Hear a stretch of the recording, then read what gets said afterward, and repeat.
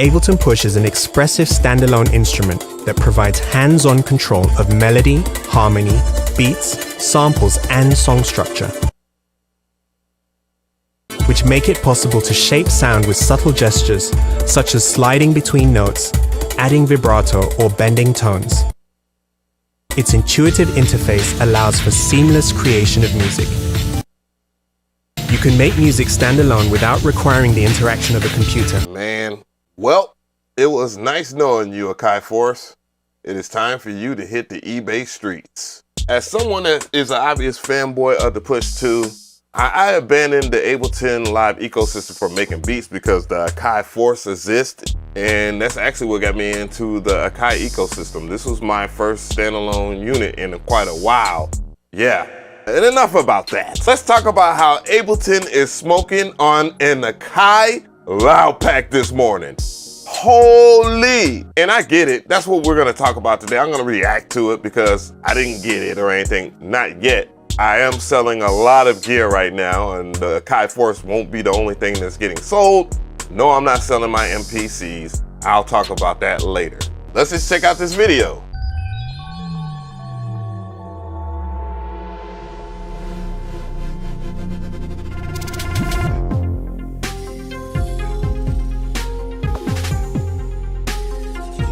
Not gonna lie, I already hating the beat, but that has nothing to do with the Push 3 right now.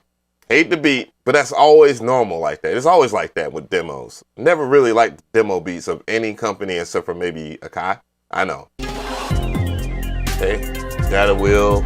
You know, typical. It has a more fleshed out feeling.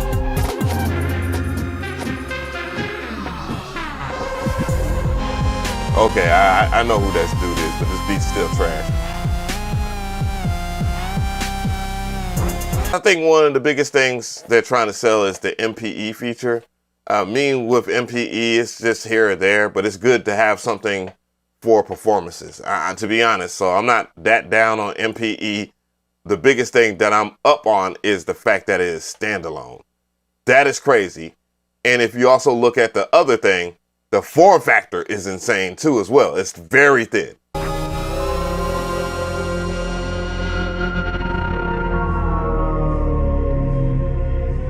Love the screen. I like the minimalistic screen. Look how small that shit is. Okay. Okay, the second part of this beat isn't bad.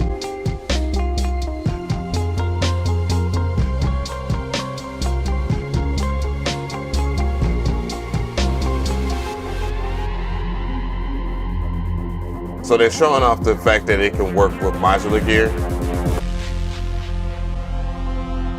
It looks really nice. It looks really nice. All right, so I'm over here on the Ableton website. I have everything linked in the description box, as well as the reviewers that already got the Push 3. Oh, that's cute. They got a black person right here. Out of the petty stuff, I want to go and look at some of the things. So we already know that it's MPE enabled. That was something that they established in the Push 2. And then it's standalone. I think that's the biggest thing, the biggest take away from all the videos or whatnot. That's what I'm excited for. The built-in audio interface, you know, that was a given because why in the world would they charge $2,000 for it? And yes, it's $2,000, guys, for the standalone version. The whole entire ecosystem of Ableton is definitely good. Like, that's one of the biggest things that I liked about it. The only thing that steered me away from Ableton in a nutshell is that I wanted to work in standalone, and as the AKAI Force got better and started adding more features, and now there's plugins in the AKAI ecosystem, you know, that's great. But now you have Ableton and they have their own ecosystem as well. And I'm also curious about like how they code. I might go and get a Max for Live book because I like to read about computer programming, and I want to know what computer programming language that they use. I think this is an important detail, like on the website, and just to know in general, there are two different configurations. It says right here, set your push up in a configuration that works for your budget and music making needs with a processor, battery, and hard drive. Push functions as a standalone instrument. Without these components, you need to connect Push to your computer to make music. You can add the standalone components later using the upgrade kit and replace your processor, battery, and hard drive to keep up with the advance in technology. So you know where I'm going with this. This is something that everybody has asked AKAI to do for the longest with their current generation of MPCs and I guess the AKAI Force, and Ableton is delivering in that regard.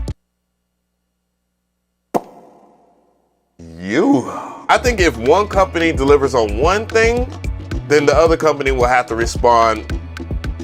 I'm just saying. And the ball's in the court of AKAI now, because there's a company that has stepped up, and it looks like, to be honest, stepped up heavy. And to be honest, that's a huge move.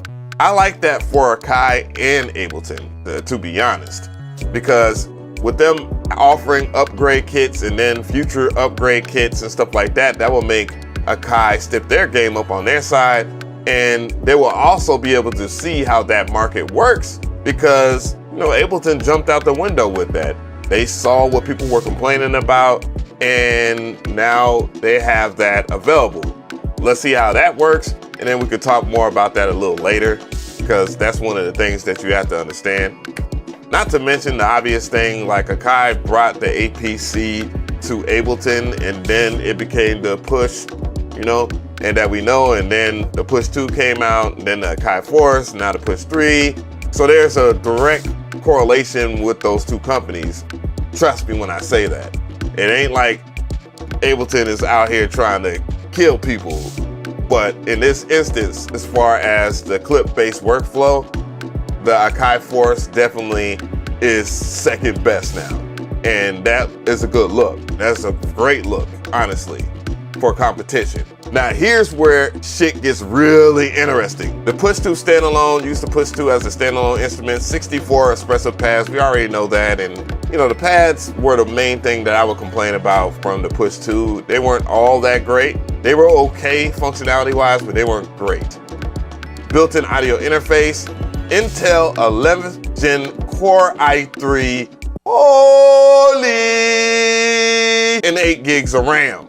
Built-in lithium-ion battery, up to 2.5 hours of playtime. That's not great. Built-in 256 gigabytes of solid-state hard drive. Holy! Replace processor, battery, and hard drive as technology improves. The price point at USD is $19.99. Yeah, I already know where this is going. I'm gonna be honest. Everybody's gonna be in the comment section trolling, talking about, it's over for AKAI and the MPC. Should I get this over the MPC and so forth? I mean, they're gonna compare that, and that's fair.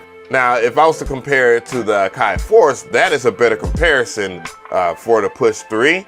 And clearly the Push 3 is the better technology, at least on paper. I mean, I haven't had my hands on it. Clearly, I'm just reacting and giving y'all guys my insight.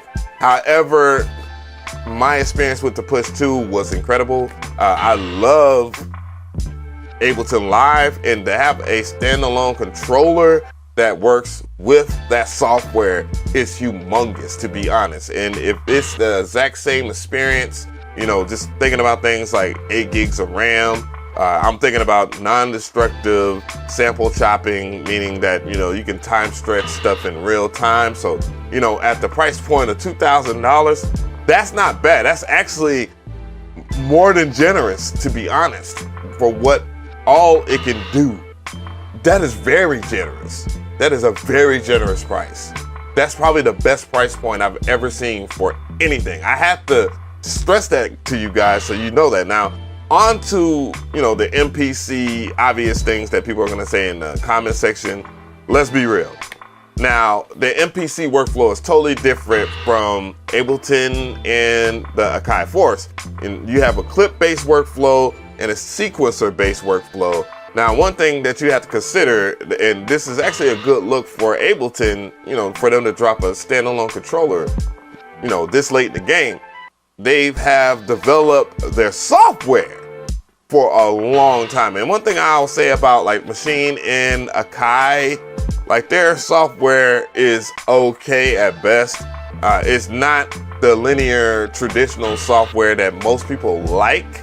you know? So, you know, that's the biggest thing that I would say that, you know, AKAI, Machine, and any other company needs to improve on, because I haven't seen anything that's close to Ableton Live's workflow if we're just talking about the general things, you know what I'm saying? But I definitely want to know from you guys in the comment section, are you going to buy one of these? Are you know, in the process of moving over? You know, how do you feel about other companies and stuff like that? Because, hey, you know, other companies are weighing in.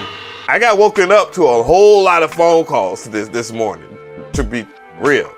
I'm just saying, damn, Ableton changed the game on us.